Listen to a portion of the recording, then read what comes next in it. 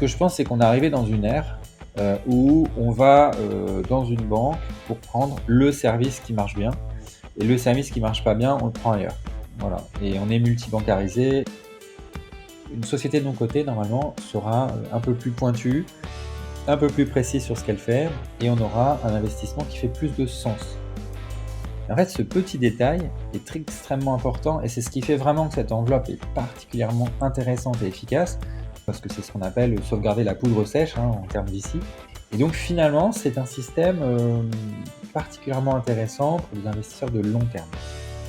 Donc on a intérêt à faire monter cette connaissance dans le marché du long côté. Moi, je trouve que cette classe d'actifs fait beaucoup de sens et en plus, c'est de loin la plus rentable.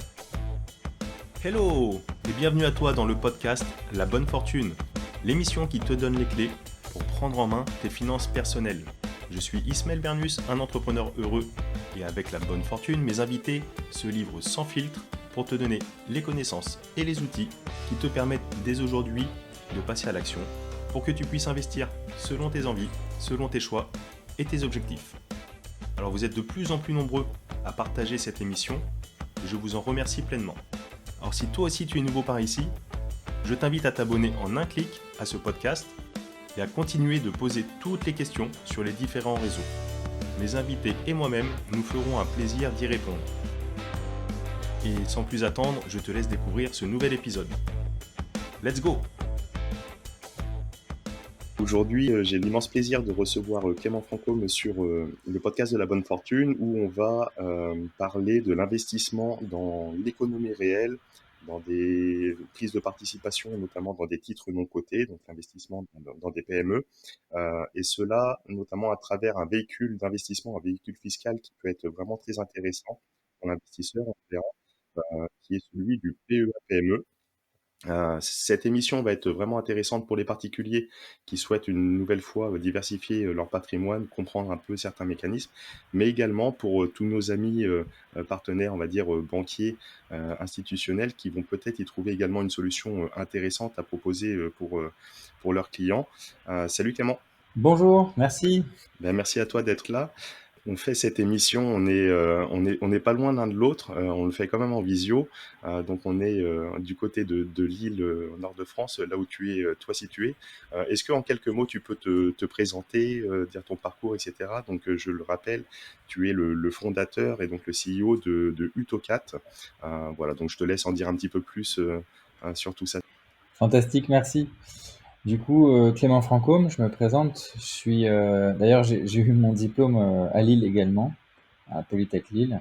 Euh, donc moi, j'ai un parcours où j'ai travaillé 4 ans dans des grands groupes. J'étais développeur, j'étais ingénieur système, et puis je suis devenu directeur informatique de 3 filiales chez Safran. Euh, et il s'est passé quelque chose à ce moment-là. Je trouvais que j'avais du mal à accomplir ma mission. Je manquais souvent de moyens ou de liberté dans l'idée d'améliorer comment la société dans laquelle j'étais fonctionnait. Et puis, j'ai vu la technologie blockchain apparaître devant mes yeux en 2013. J'ai commencé à me renseigner. Euh, j'ai fait un test, je me suis dit, tiens, je vais essayer un peu de voir comment ça marche. Et puis, ça a été un peu l'élément déclencheur. J'ai trouvé cette technologie suffisamment passionnante pour que mon appétence pour l'entrepreneuriat que j'avais en sortie d'école ressurgisse de nouveau. Et puis, en fait, je me suis lancé dans l'aventure Utocat à ce moment-là. Et puis, bah, c'est un peu ça le point de démarrage. C'est-à-dire que je me suis dit, tiens, il faut vraiment que ce sujet, je m'y mette à fond. Euh, Ça a l'air gros, il y a l'air d'avoir quelque chose à faire. Je savais pas encore quoi à ce moment-là, mais j'avais décidé de me lancer. Du coup, je me suis mis à temps plein sur le sujet. Donc, à titre perso, on va dire que j'ai euh, de l'appétence, voilà, pour les sujets nouveaux, passionnants. Euh, c'est vrai que la blockchain est un sujet de passion en général. Euh, voilà, je suis un peu tombé dans la marmite de la blockchain quoi, en 2013. C'est super, on y reviendra un petit peu plus, même sur cette technologie qui est passionnante. On avait fait un superbe épisode avec Stanislas Barthélémy de Blockchain Partner, l'épisode 9, c'était plus axé dédié sur les NFT, mais où on évoquait notamment cette technologie. Et donc chez Utocat, en quelques mots, qu'est-ce que vous proposez? Quel est un petit peu le fond de votre solution?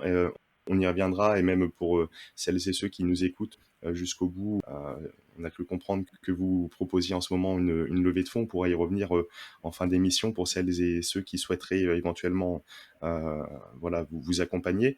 Mais est-ce qu'en quelques mots, tu peux nous dire, donc on voit voilà, ce parcours entrepreneurial, cette appétence pour la technologie d'une façon générale et la blockchain en particulier. Et donc chez Utocat, qu'est-ce que vous proposez? C'est quoi votre solution? Donc, dans cette continuité, moi-même, j'ai voulu investir dans des sociétés de non cotées. J'avais envie de tirer profit de ce que je voyais autour de moi qui semblait être compatible. Et j'avais trouvé le plan épargne-action de ma banque intéressant. Et puis je me suis dit, tiens, je vais investir dans un projet qui me passionne. Pas forcément beaucoup d'argent. À l'époque, je crois que ça devait être 1000 euros, voilà. Et puis j'ai fait la démarche, c'est-à-dire que j'étais voir mon banquier, j'ai dit voilà, je voudrais investir je me souviens même plus du projet d'ailleurs, c'était un projet de membrane pour filtrer de l'eau, je crois.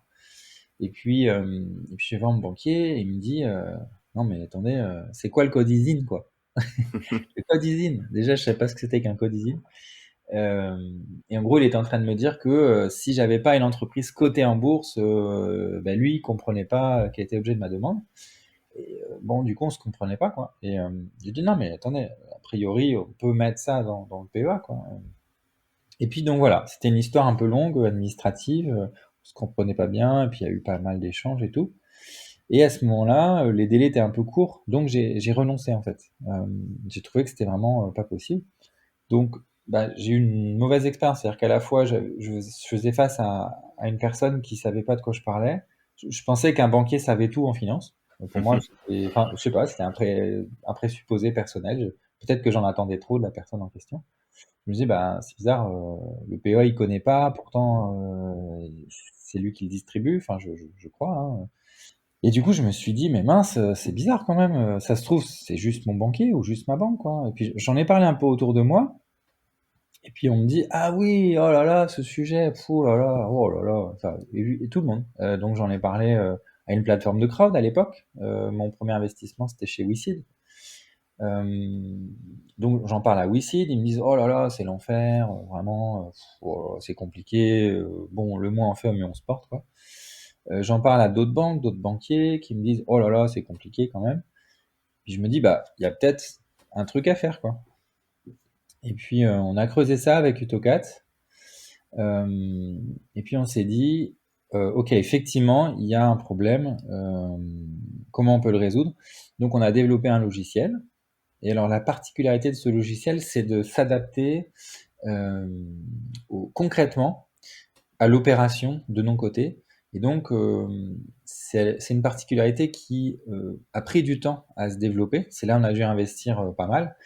C'est-à-dire que c'est un logiciel qui met en relation tous ceux qui sont partie prenante de l'opération non cotée. Donc on a bien sûr nous tous, l'investisseur. Ensuite, on a l'entreprise dans laquelle on investit, parce qu'en fait, elle va découvrir assez vite que la banque va lui demander de signer des papiers, elle aussi, même si c'est pas sa banque, l'entreprise.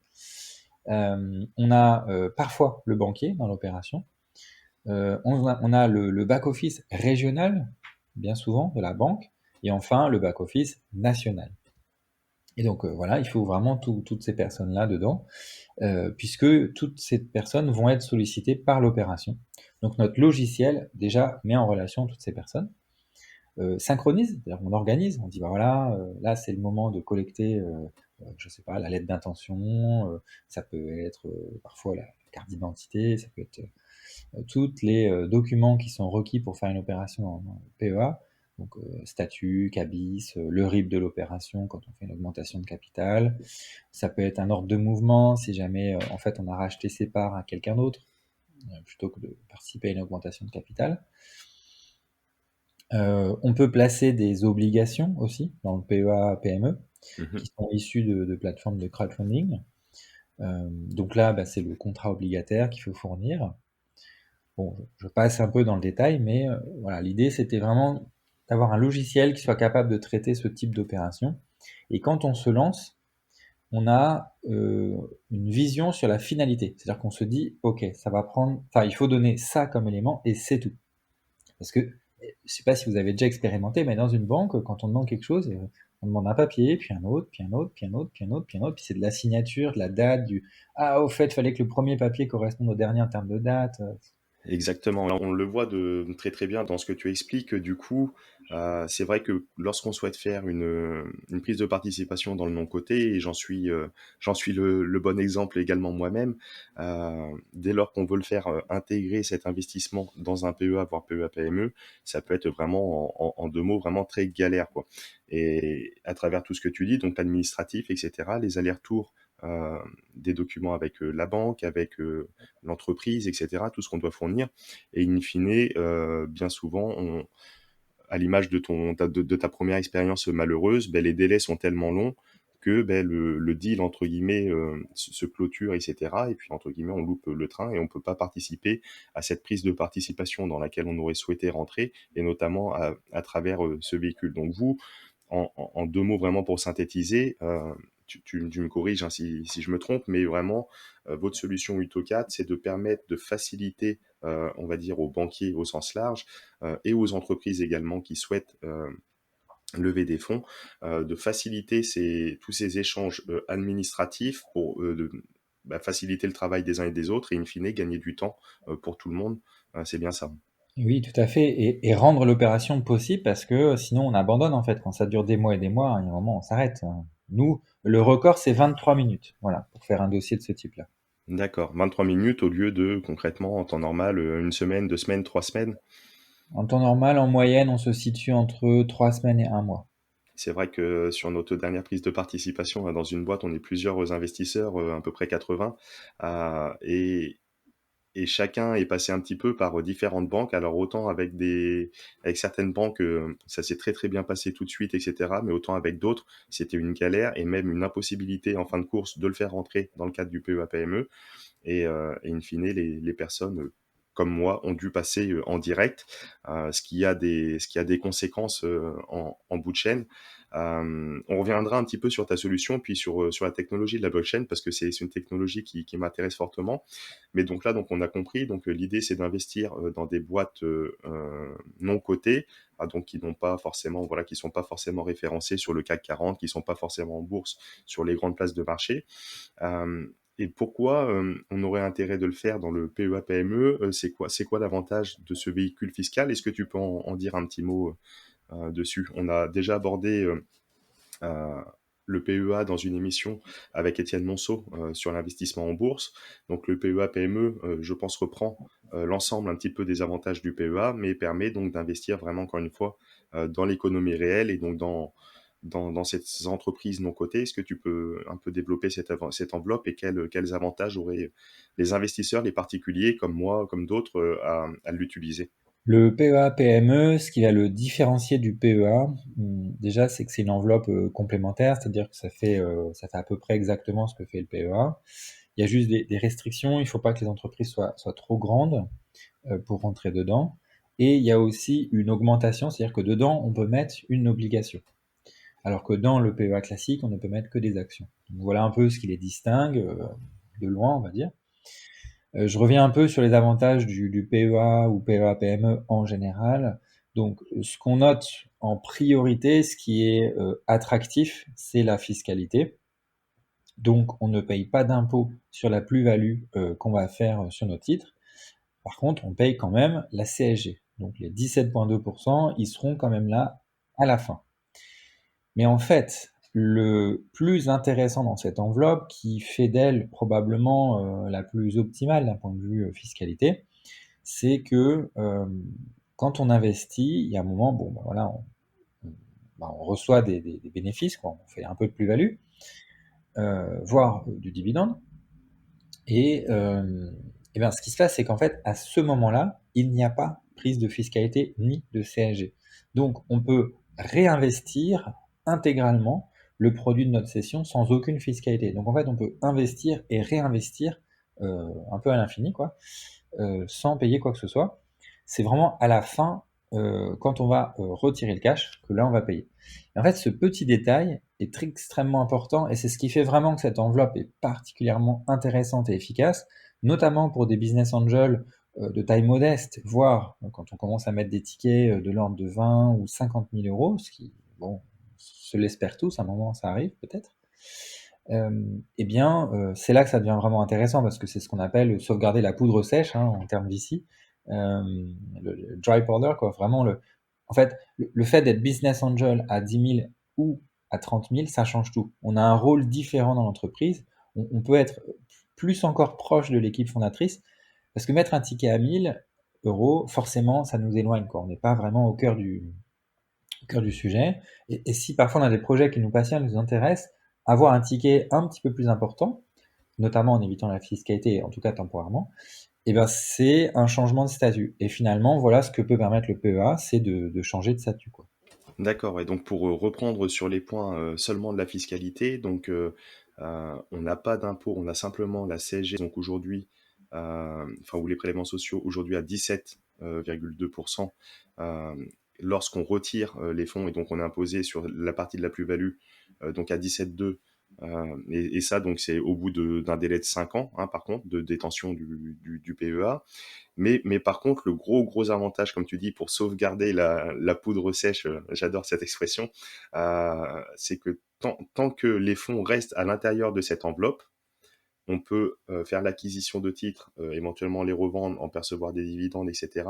Lorsque tous ces fonds ils restent dans cette enveloppe, il y a zéro imposition. Donc on peut sauvegarder la poudre sèche et vraiment faire grossir cette boule de neige. Il n'y a pas de frottement fiscal et donc les éventuels 30% si on est à la flat tax ou éventuellement les 17,2 si on sort du plan, ben là on n'y est pas soumis, ce qui permet de réinvestir avec une force de frappe entre guillemets un peu plus importante et bénéficier d'autant plus des entre guillemets des intérêts cumulés d'une certaine façon, quoi. Oui, c'est ça vraiment qui est très intéressant. Et bon, si jamais vous faites de la moins-value, ça arrive, ben, l'idée c'est que vous avez investi la part d'impôt et de CSG au passage et vous l'avez perdu et les impôts aussi. Donc finalement, euh, l'État est un petit peu avec vous dans cette opération. S'il veut gagner ses 17,2 un jour, il a plutôt intérêt à ce que vous réinvestissez ben, de plus en plus parce que les intérêts cumulés lui-même, il va y avoir de l'impôt sur ça, enfin la CSG en l'occurrence. Et donc finalement, c'est un système que je trouve particulièrement intéressant pour les investisseurs de long terme. C'est vrai que le plan déjà nous destine à être relativement long terme parce que 5 ans, c'est quand même un horizon d'investissement. Voilà, on fait pas du day trading, on va pas acheter et revendre dans la journée. Euh, donc 5 ans, c'est déjà pour annoncer que l'horizon d'investissement va être assez long. Euh, mais 5 ans, en fait, c'est assez court en investissement de long terme. C'est vraiment le minimum pour être considéré long terme. Euh, et de mon point de vue personnel, le long terme, c'est le seul endroit où on gagne vraiment beaucoup d'argent. Et c'est pas forcément l'objectif, mais en tout cas, c'est une conséquence fréquente. Euh, et finalement, les 5 ans, je trouve c'est un message qui est plutôt bien. Avant, c'était 8, maintenant c'est 5. C'est un message qui est plutôt bien de se dire bon, on se prépare, ça va être 5 ans et peut-être plus. Et puis une fois qu'on a goûté à l'investissement sur 5 ans, qui bon parfois dure 10, et ben c'est un peu l'occasion de recommencer. Donc soit on est au sein de la même enveloppe, soit on sort et on s'arrête. C'est vrai que la durée de 5 ans était bien calibrée. Donc typiquement, pour prendre un exemple, quelqu'un investit 1000 euros aujourd'hui dans une entreprise. 5 ans après, il a la possibilité de sortir parce que l'entreprise est valorisée 10 fois plus. Donc il récupère, disons, 10 000 euros, donc avec une part de plus-value de 9 000. Euh, donc, s'il perçoit ces 10 000 euros dans ce PEA, encore une fois, il peut réinvestir dans une nouvelle boîte, dans plusieurs, etc. Et vraiment faire aller la machine. Ou alors, s'il veut sortir qu'une petite partie parce qu'il a besoin pour, je sais pas moi, faire un voyage, s'offrir des vacances, financer les études de ses enfants, etc. Il peut sortir qu'une petite partie sur lesquelles sera imposé donc les 17,2. Et donc voilà, c'est vraiment pour bien imager, bien comprendre. Donc le PEA, PME, à l'image du PEA, on peut en avoir qu'un seul par personne physique. Donc les deux peuvent se cumuler, les deux peuvent être dans le même établissement, dans un établissement différent. Effectivement, l'avantage désormais du PA, PAPME, c'est que on peut tout mettre dans le même établissement. Et là, l'établissement va contrôler les seuils des deux enveloppes et s'assurer que le plafond global est bien respecté. Si jamais on met son enveloppe PEA dans une banque et le PEA PME dans une autre banque, là, ça revient à nous, individus, de s'assurer qu'on ne dépasse pas les plafonds globaux. Donc là, il faut être un peu vigilant quand même. Et puis, il y a une autre particularité du PEA PME qui est intéressante. Avant, c'était une enveloppe un peu solide, c'est-à-dire que soit on la cassait, soit on la cassait pas, voilà. Maintenant, à partir de 8 ans, si je dis pas de bêtises, euh, on peut sortir de l'argent sans bloquer le PEA. Et j'ai l'impression que les politiques ont tendance à fluidifier cette enveloppe et la rapprocher un petit peu de l'assurance vie, qui elle est très fluide, on peut rentrer et sortir quand on veut.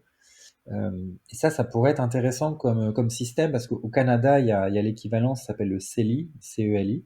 D'accord. C'est une enveloppe ultra fluide, on peut rentrer et sortir l'argent quand on veut.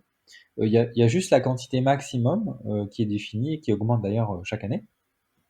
Et voilà, peut-être qu'on pourrait en France aller doucement vers ce genre de plan. Ce serait pas forcément une mauvaise idée, parce que euh, quand on a un sujet dans notre vie courante où on a besoin de cash, euh, c'est toujours bien de l'avoir, quoi qu'il arrive, quoi. Se sentir bloqué, c'est pas forcément. Enfin, en France, on aime bien bloquer pour dire soyez bien conscient que c'est bloquant, faut vraiment investir à long terme, c'est bloqué. Bon. Mais bon, le fait est, c'est qu'on on sait jamais, on a toujours besoin d'un petit 1 000 € par-ci par-là voilà, qui peut être nécessaire. Donc, c'est toujours plus rassurant d'avoir une enveloppe plus ouverte. Il semblerait qu'on se dirige doucement par là. Et du coup, donc pour en revenir sur votre solution, le particulier, aujourd'hui, il peut pas faire appel à vos services. Si moi, demain, je veux faire une prise de participation dans une boîte qui m'intéresse, etc., que ce soit soit par rapport aux différentes plateformes de crowd equity que tu as citées, comme WeSeed ou d'autres, on pourrait citer peut-être Anaxago ou même Landosphère. J'avais fait un très bel épisode avec Laure Verhaeghe sur la transition énergétique. Euh, si on veut faire une prise de participation, soit à travers ces plateformes ou même en direct, donc on va voir notre banquier et on lui dit, il y a Utocad qui permet de faire toutes les démarches, en tout cas qui propose une solution qui permet de faire toutes les démarches en quelques jours, enfin ou quelques heures, au lieu des 2-3 semaines, et je me retrouve pas bloqué. Comment on peut faire? Il y a deux modes de fonctionnement aujourd'hui sur ces plateformes de crowdfunding, euh, avec notre solution notamment. Soit elle n'est pas connectée, et donc ils utilisent notre solution de façon naturelle, c'est-à-dire que la banque va leur envoyer des liens et elles vont pouvoir se servir de la solution automatiquement. Donc le point de départ, dans ce cas-là, l'investisseur va se tourner vers sa banque, demander un accès, et ensuite il va pouvoir mettre ses documents d'investissement crowdfunding. Dans le cas où la plateforme de crowdfunding est connectée chez nous sous forme d'API, alors dans ce cas précis, à la fin de son investissement, l'investisseur, en fait, ses documents vont être envoyés directement à la banque, le dossier va être créé automatiquement. Donc c'est vrai qu'on peut gagner quelques jours dans ce scénario-là. Ça peut permettre voilà, de gagner encore un petit peu de temps, et puis surtout de ne pas avoir à trop se préoccuper de comment ça fonctionne dans la banque. C'est automatique. D'accord, et donc certaines plateformes de crowdfunding travaillent avec votre solution intégrée et fait le boulot entre guillemets pour la banque, quoi, typiquement. Effectivement, et puis voire même le boulot de l'investisseur, parce que bien souvent, c'est l'investisseur qui doit faire le pivot, c'est-à-dire qu'il doit aller chercher les papiers dans la plateforme de crowd, les prendre, les télécharger, les donner à son banquier, le banquier qui lui donne un formulaire, donc il faut le remplir, et c'est l'investisseur qui le remplit. Donc là, ça permet finalement de s'économiser du temps, nous, investisseurs, pour éviter de remplir les papiers plusieurs fois. Donc c'est grâce à ça qu'on peut le faire, hein. Il y a Razors, par exemple, qui utilise notre API. Il y a qui d'autre comme plateforme de crowdfunding, par exemple, qui utilise votre solution? Alors, en pratique, nous avons quasiment toutes les plateformes de crowdfunding qui utilisent notre solution, puisque par défaut, quand on crée un dossier dans Catalyzer et qu'il s'agit d'une plateforme de crowdfunding en face, un lien automatique leur est envoyé, ils reçoivent un mail en fait, et on crée un compte entreprise automatiquement. D'accord. Donc finalement, en gros, toutes les plateformes de crowd sont connectées, tous les fonds VC, et toutes les entreprises de mon côté également, puisqu'il s'agit d'un lien qu'on leur envoie. D'accord, très bien. Et en termes d'instituts bancaires, etc., on peut voir sur votre site internet que il y a déjà quand même pas mal d'établissements qui vous font confiance. On voit certaines caisses, enfin le Crédit Agricole, donc il y a certaines caisses du Crédit Agricole. À l'heure d'aujourd'hui, par exemple, vous travaillez avec tout le monde au Crédit Agricole, toutes les caisses, ou c'est en développement? Aujourd'hui, nous avons activé une, deux, trois, quatre, cinq caisses. 5 caisses, c'est un travail qui est en cours. Nous sommes en cours de discussion avec plusieurs organismes. Pour l'instant, je vais pas les nommer puisque c'est des discussions qui sont confidentielles. Tout ce que je peux dire à l'audience, c'est que euh, les crédits agricoles ont compris l'intérêt de notre solution, en tout cas pour certains d'entre eux. Et puis, on a des démarches qui sont, on va dire, très prometteuses en ce moment, d'installation, de mise en service, parfois de tests. Après tout, nous, on est également ouvert à prouver que ce qu'on fait fonctionne. Euh, on a fait une opération publique avec le CIC notamment. Mhm. On a fait ce qu'on appelle un management package. Ça veut dire que on a des managers d'entreprise qui s'appellent SAMC, S-A-M-S-E. Alors, SAMC, c'est une entreprise cotée en bourse. Donc, on va se dire, OK, qu'est-ce qu'on fait dans l'histoire? Et mais en fait, leurs investisseurs, pardon, leurs managers, désormais investisseurs, sont rentrés au capital, mais via une structure non cotée. C'est-à-dire ils se sont regroupés dans une entreprise, et ensuite l'entreprise a investi dans Samsung. Et comme la structure d'investissement intermédiaire est non cotée, ils sont passés par nous. Et oui, d'accord, ouais, ouais, ouais. Euh, voilà, on a lancé l'opération, donc on a eu 140 managers qui ont investi en même temps, et on a traité les 140 dossiers en 5 jours, top chrono, tout compris. Et ouais, super, ouais, ça fait rêver quand je repense surtout à mon expérience passée. C'est vrai que c'est intéressant. Donc tu as parlé donc certaines caisses du Crédit Agricole, donc le CIC, on voit également sur le site internet le Crédit Mutuel, la Caisse d'épargne, BNP Paribas. En fait, nous investisseurs, on aurait peut-être potentiellement, après chacun est libre forcément de ses choix, mais venir peut-être pourquoi pas ouvrir un PEA PME dans une des structures qui mettent en place votre solution, si on veut faciliter les deals et la prise de participation au travers ce PEA-PME avec simplicité et rapidité. Ben, c'est clair que si vous avez votre PEA dans des structures partenaires, euh, eh bien, vos investissements peuvent prendre plutôt 23 minutes. Le délai moyen se situe aux alentours de quelques jours pour traiter un dossier. Mais en fait, ce qui se passe, c'est que ces quelques jours, c'est parce que c'est votre premier usage et le premier usage du banquier. Et au deuxième usage, vous allez chercher plutôt moins de 24 heures. D'accord, parce qu'il y aura déjà énormément d'éléments, en tout cas par exemple sur entre guillemets le KYC de l'investisseur, et ça évite de refaire toute la paperasse en ce sens. Il y a ça, et il y a aussi, vous serez habitué. Vous aurez fait une première opération, vous saurez déjà comment à peu près ça marche. Et donc votre deuxième opération, nous on a remarqué que nos primo-utilisateurs ont un délai moyen qui est plus long que les autres, évidemment. Mhm, mhm. Mais le gain, l'apprentissage est très très rapide chez nous. Dès le deuxième investissement, on atteint quasiment la vitesse maximale chez nos utilisateurs. Ok, d'accord. À titre d'exemple, vous travaillez avec des banques en ligne, etc. Peut-être Bourse Direct, Boursorama, d'autres. On a des discussions en ce moment avec deux banques en ligne. Alors c'est assez amusant. Alors pas trop pour l'utilisateur final, mais les banques en ligne considèrent que leur expérience utilisateur est déjà maximale, est déjà très bien, et donc elles considèrent qu'une solution comme la nôtre est pas pour eux. Elles se disent non, non, nous on fait très bien les choses, on a une expérience utilisateur qui est impeccable, on n'a pas de sujet.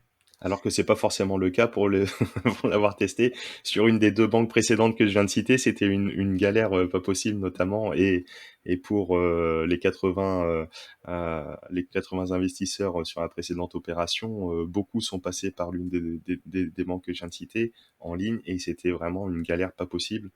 Euh, voilà, donc c'est vrai qu'ils ont peut-être un service client fort sur certains autres domaines, mais pas forcément au point sur l'intégration, en tout cas du PEA, PME, la prise en compte de ce type d'investissement. Donc là, vous travaillez, tu peux pas citer de nom, j'imagine que tu les cites pas sur les banques en ligne avec qui tu travailles. Je peux citer les banques avec lesquelles on n'avance pas beaucoup. Celles avec lesquelles j'avance en ce moment, je vais pas les citer pour l'instant. Je sais que mes clients aiment bien rester discrets dans la période de mise en service. Et là, on est en mise en service avec l'une d'entre elles. Mhm. Euh, donc, je vais citer celles qui, pour l'instant, ne manifestent pas d'intérêt. Donc, on a Boursorama qui nous dit. D'ailleurs, Boursorama, très amusant. C'est grâce à eux que Catalyseur existe. En fait, on a travaillé ensemble. On a créé Catalyseur en se disant ouais, c'est une galère. Waouh, on va le faire, on va le régler et tout. Puis une fois qu'on a créé Catalyseur, on nous dit super, merci, on va tout copier en interne.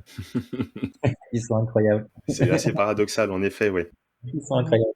Alors du coup sur les autres banques, on a Bourse Direct pour l'instant qui ne manifeste pas beaucoup d'intérêt. On a Easy Bourse, la banque postale, qui manifeste pas beaucoup d'intérêt. C'est toujours ok, on verra ça l'année prochaine, quoi. Bon, après, ils y viendront peut-être en voyant les concurrents peut-être développer ces services. Est-ce que, pour en revenir après encore une dernière fois sur le sujet des banques, tu penses que ça peut être quand même une bonne option de peut-être conserver quand même son PEA dans une banque, on va dire, traditionnelle, ou ici, on est différents investisseurs avec une appétence, par exemple, pour l'investissement dans l'immobilier en direct. Ça peut être quand même intéressant d'un point de vue stratégique de conserver son PEA PME dans sa banque traditionnelle, institutionnelle, pour peut-être donner un peu le par, le change, jouer le jeu commercial de cette banque pour qui nous aurait peut-être accompagné sur des précédents projets ou qui pourrait potentiellement nous accompagner sur d'autres projets immobiliers. Est-ce que tu penses que ça peut être intéressant, ou alors les frais prélevés sont tellement exorbitants pour les banques physiques traditionnelles qu'il vaut mieux se tourner sur une banque en ligne? Quel serait ton avis, toi, là-dessus? Je vais commencer par le discours des banques et puis après je vais élaborer mon avis. Donc les banques nous disent toujours, que ce soit en ligne ou ailleurs, mettez tout chez moi et puis peut-être que plus tard vous aurez des avantages. Ou en tout cas, ils affirment qu'on aura des avantages. Dans la pratique, quand j'ai fait mon crédit immobilier, par exemple, qui est un moment fort de vie normalement, j'ai pas senti cet avantage particulièrement. Donc du coup, moi ce que je pense, c'est qu'on est arrivé dans une ère où on va dans une banque pour prendre le service qui marche bien, et le service qui marche pas bien, on le prend ailleurs. Voilà. Et on est multibancarisé, et je pense que je trahis aucun secret que les personnes de mon âge ou ma tranche d'âge ou équivalent à mon niveau de vie sont comme ça. On va prendre le bon service dans la bonne banque. Et puis, c'est, on va dire, une très bonne démarche parce que ça demande de l'excellence. Et demander cette excellence au prix de s'en aller, c'est comme ça que, en fait, les services vont s'améliorer. Donc, moi, à titre personnel, je dirais qu'il faut forcément chercher le meilleur service, pas forcément le moins cher, parce que, euh, en fait, jusqu'à présent, on a cherché à avoir du moins cher parce que le service était tellement médiocre qu'on se disait, bon, bah, c'est tellement nul qu'en fait, autant prendre le moins cher. Mais finalement, moi, je commence à voir apparaître des banques qui ont des services qui sont vraiment pratiques et des banques tradies, hein. Par exemple, LCL. Ils ont une interface en ligne en ce moment qui est quand même bien, quoi.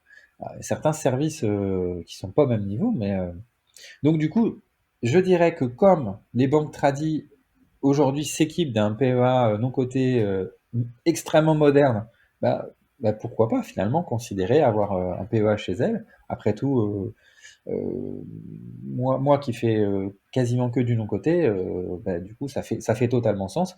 Alors que ma banque en ligne, je suis peut-être mieux ailleurs, tout simplement parce que elle répond plus à mes standards de rapidité, de connectivité simple, de pas avoir 30 000 trucs qu'il faut taper tout le temps partout, et puis que ça déconnecte en continu. Enfin, ça c'est fini ça. Donc ouais, je pense qu'il faut prendre les meilleurs services là où ils sont. C'est vraiment la seule façon à la fin d'avoir des services financiers qui sont bons partout, quoi. On vit dans une ère où on a cette possibilité, avec l'accessibilité, Internet, les solutions même de la blockchain, on y reviendra juste après, qui nous offre des possibilités en deux, trois clics euh, de son canapé pour pouvoir justement avoir accès à ces différents services de qualité et in fine à des opportunités qu'on n'aurait pas eu peut-être si facilement il y a 10, 15, 20 ans. Euh, Tu parlais tout à l'heure de la blockchain, donc la technologie sous-jacente à votre solution, donc catalyseur. qu'est-ce que ça apporte aujourd'hui à cette solution? Est-ce que tu peux nous donner un petit mot sur cette technologie qui est passionnante? Pour rappel, la blockchain, donc par exemple, on associe beaucoup la blockchain avec le Bitcoin qui a fait émerger un petit peu cette technologie aux yeux un petit peu du grand public, et moi-même en premier lieu, hein, il y a quelques années maintenant. Qu'est-ce que ça t'apporte la blockchain dans tes services aujourd'hui? Pareil, j'ai connu la blockchain par Bitcoin parce que c'est quand même, enfin, je trouve que c'est une porte d'entrée naturelle de démarrer par là, au moins de s'y intéresser, au moins de se documenter. Néanmoins, dans le cas de nos services aujourd'hui, en tout cas à destination des banques, euh, on utilise Ethereum. On n'utilise pas Bitcoin. Donc. Alors, plusieurs raisons. Déjà parce que technologiquement, c'était plus adapté à ce qu'on voulait faire. Je vais y revenir. Et puis, ben, en France, c'est un gros mot Bitcoin. Donc, si on veut pas fâcher les banques, on n'utilise pas Bitcoin. Voilà. Ni à titre perso, ni à titre pro, ni à titre de quoi que ce soit. Sous peine, hein, si vous lisez l'actualité des banques, de se faire fermer ses comptes bancaires complets, quoi. Perso, pro, tout. Bon, voilà, on a trop. Donc, sinon, sur la technologie, donc, nous, on utilise Ethereum. Et Mhm. donc, Ethereum, leur concept, c'est de devenir une machine monde. Donc, l'idée d'Ethereum, c'est de pouvoir proposer des programmes extrêmement sécurisés qui vont pouvoir s'exécuter de façon parfaitement maîtrisée. Donc, je trouvais la promesse très intéressante. Et donc, on s'est dit chez Utocat, OK, comment on peut réutiliser cette façon de faire? Quel est l'avantage et l'intérêt de le faire dans le cadre de notre service à nous? Donc, c'est une technologie qu'on appelle plutôt back office, c'est-à-dire c'est des technologies qu'on ne voit pas, mais qui viennent apporter un lot d'avantages euh, qui se voient pas, mais qui néanmoins sont très importants de disposer. Donc, nous, on parle de vitrification, c'est-à-dire de sécurisation totale des documents. Euh, une fois qu'on a eu notre expérience client avec notre technologie RPA, Robotic Process Automation, s'il y a un tech dans la salle, ça s'appelle RabbitMQ chez nous. Euh, donc on a une technologie de message automatisée qui permet d'avoir l'expérience que j'ai décrite tout à l'heure pour aller de bout en bout, du client jusqu'au back-office de la banque, en passant par l'entreprise. Et bien, une fois qu'on s'est tous bien mis d'accord et qu'on a bien signé tous nos documents, dans la partie où on va passer en archivage, en fait, nous, on va en tirer une preuve numérique de tous les documents qu'on a fait, et on va stocker la preuve dans la blockchain. Donc pourquoi faire ça exactement? Eh bien, ça nous permet, à nous, à nos clients, à nos partenaires, de s'assurer que personne n'est en capacité de toucher les documents. Grâce à cette technologie, on va garantir que le document est parfaitement fiable. Il est parfaitement fiable maintenant, dans 10 ans, dans 15 ans. Si jamais on a le malheur d'avoir un contrôle fiscal, grâce à ça, on est absolument, totalement certain que tout est clean. Et cette certitude, dans l'univers bancaire dans lequel on passe d'un papier que les banques perdent, ça arrive, et donc quand on transfère un PEA vers une autre banque, ce papier perdu entraîne la clôture du PEA avant même qu'il soit transféré. C'est un vrai problème fiscal notamment. Et donc grâce à notre technologie, ça n'arrivera plus. Pour le bien de tout le monde, de l'investisseur, de la banque, voilà. Donc la technologie blockchain chez nous, c'est ça, c'est de la certification. Ça permet de s'assurer que on a parfaitement confiance dans l'opération, qui n'a pas l'air d'une opération blockchain. On est dans du PEA de nos côtés, on n'est pas dans l'univers des tokens, etc. Mais c'est la même technologie, c'est juste qu'on l'utilise pour certifier Et c'est en quelque sorte, une grosse base de données, mais ultra sécurisée du coup. On peut l'imager un petit peu comme ça. et une base de données qui est disponible, qui est là, on peut s'en servir, on peut payer à l'usage, c'est vraiment pratique comme technologie. Super intéressant. Du coup, à titre personnel, donc là on a vu donc oui l'univers du non coté. Pourquoi à tes yeux c'est intéressant de se projeter sur cet univers pour l'investisseur plutôt que de faire, je sais pas moi, acheter une action en bourse, 440 ou acheter du Bitcoin. Quel intérêt, à tes yeux, l'investisseur aurait à participer à du non-coté, donc à travers le PEA, PME ou en direct ou avec une société. Après, il utilise le véhicule, on va dire, de son choix, mais à la racine, pourquoi on aurait un intérêt à investir dans des boîtes comme ça, des PME, des ETI non cotées? Peut-être un petit mot de vision de Utocat en introduction de la classe d'actifs que je vais évoquer. Euh, Chez Utocat, on se dit que c'est important que les opérations de non cotées se fassent à peu près aussi rapidement que celles de bourse, c'est-à-dire moins de 1 ou 2 jours pour exécuter son opération. Donc chez Utocat, avec notre solution, on va être en capacité d'avoir un réseau de la finance qui soit capable de faire du non-coté en moins d'1 jour. Ça, c'est l'horizon, c'est-à-dire qu'on aimerait aller par là progressivement et on met tout en œuvre pour arriver vers cette vision. On en reparlera après avec notre levée de fonds, par exemple. Et donc, à titre perso, en termes de classe d'assets, moi, je trouve que la bourse, c'est pas mal. La performance moyenne globale, elle est de quoi? D'à peu près 7%. Et puis après, évidemment, il y a des deltas. Donc 7%, c'est déjà pas mal, hein. Moi, je suis équipé d'assurance vie grand public. Franchement, si je dépasse les 4%, voilà, c'est pas mal. Donc, le non-coté, c'est quoi comme univers? C'est un univers où, premièrement, on va commencer par le fondamental. La société dans laquelle on investit, normalement, on comprend un peu mieux ce qu'elle fait qu'un très grand groupe coté qui aura des activités tellement variées qu'on aura du mal à toutes les comprendre en fait. Donc une société non cotée normalement sera un peu plus pointue, un peu plus précise sur ce qu'elle fait et on aura un investissement qui fait plus de sens. Donc ça c'est le premier point. Le deuxième point, quand on investit dans une entreprise non cotée, on aide un projet qui est encore fragile, peu mature, à pousser et devenir peut-être un standard, quelque chose de plus gros. On participe activement, pas forcément avec nos petits bras ou nos heures, mais en tout cas avec notre argent, à son développement. Et c'est aussi une composante de sens, de dire je participe de façon indirecte à quelque chose, quoi. Bon. Et puis le dernier point, bah, c'est la rentabilité. Moi, à titre perso, en termes de renta sur le non-coté, je dois être aux alentours de plus 50% de perf par an en TRI moyen. Je sais pas pour vous, mais moi je considère que c'est pas mal, quoi. Et du coup, bah, au-delà de faire beaucoup de sens, c'est-à-dire que moi je prends même carrément du plaisir à me dire waouh, c'est génial, j'aide un truc, et puis en plus, c'est la classe d'actifs la plus rentable que j'ai jamais vue. Alors évidemment, si on met toutes ces billes dans une seule boîte et que les promesses sont pas atteintes pour des raisons qui peuvent être très bonnes, on peut tout perdre.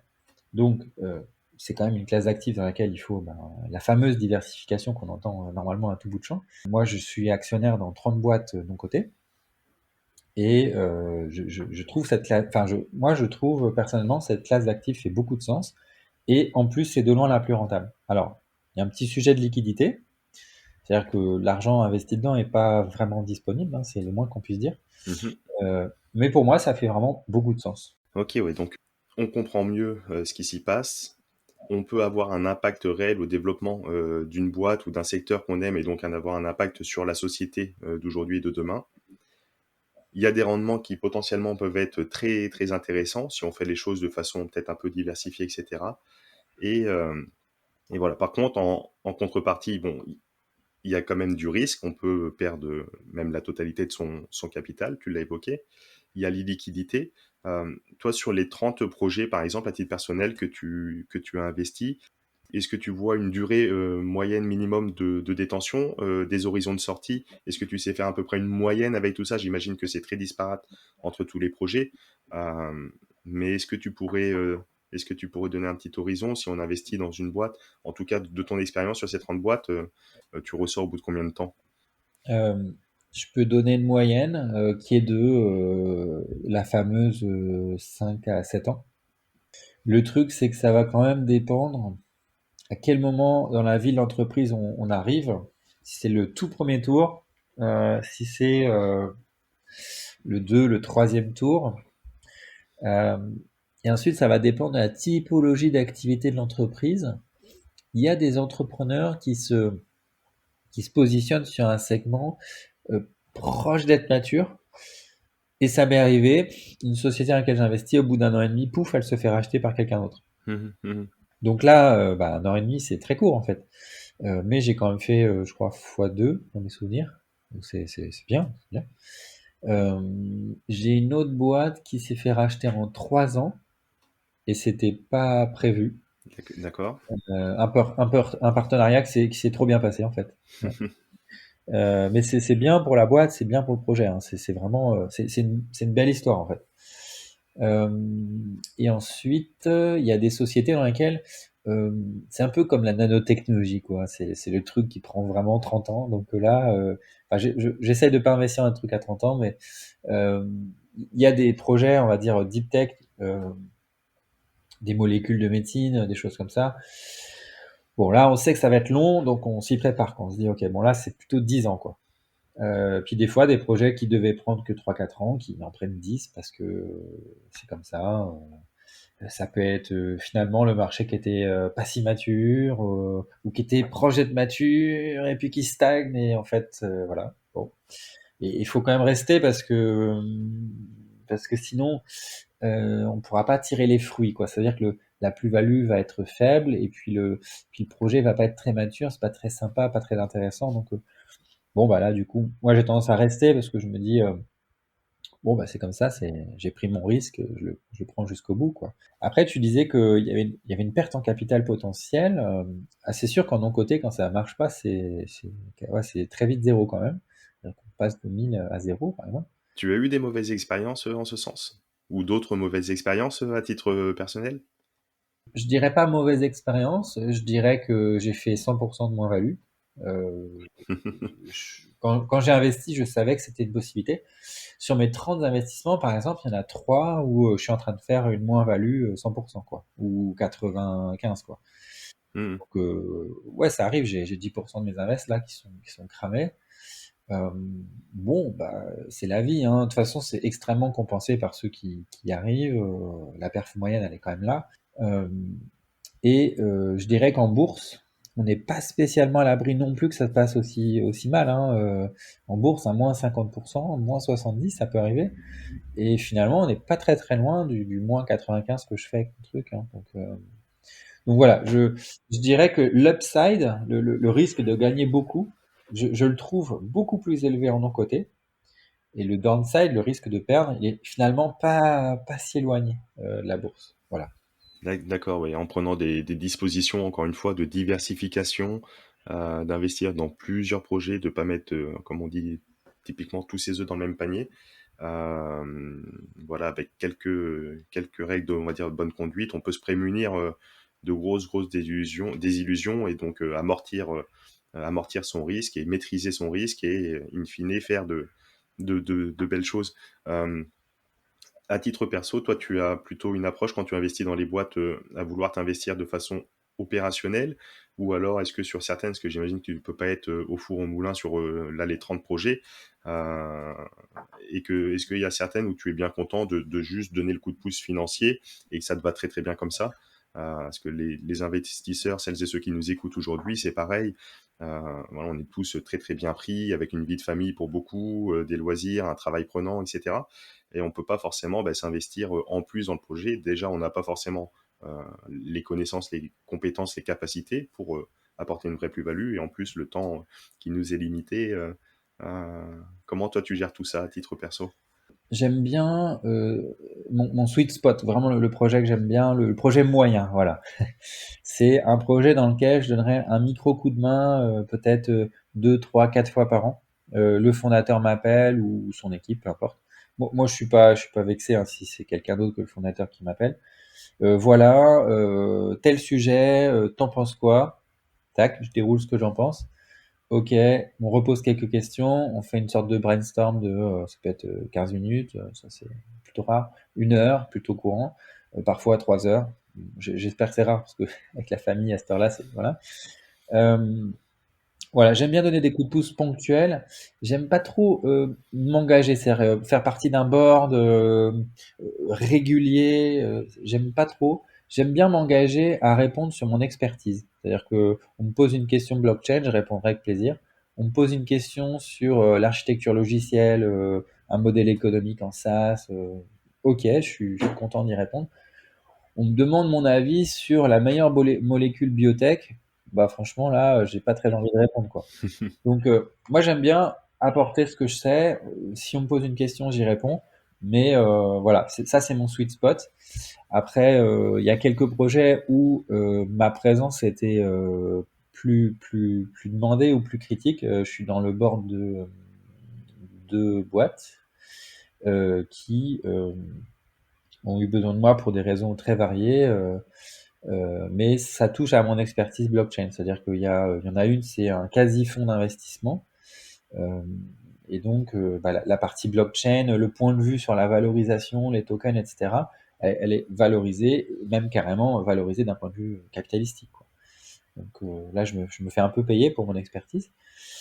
Et puis de l'autre côté, j'ai une expertise de stature, c'est-à-dire que je représente l'expertise blockchain de la société. Elle avait besoin d'une caution technique et donc voilà, D'accord. Ouais. j'analyse et je donne mon point de vue pour le donner. On va revenir juste après là sur la levée de fonds que vous initiez en ce moment pour Utocat.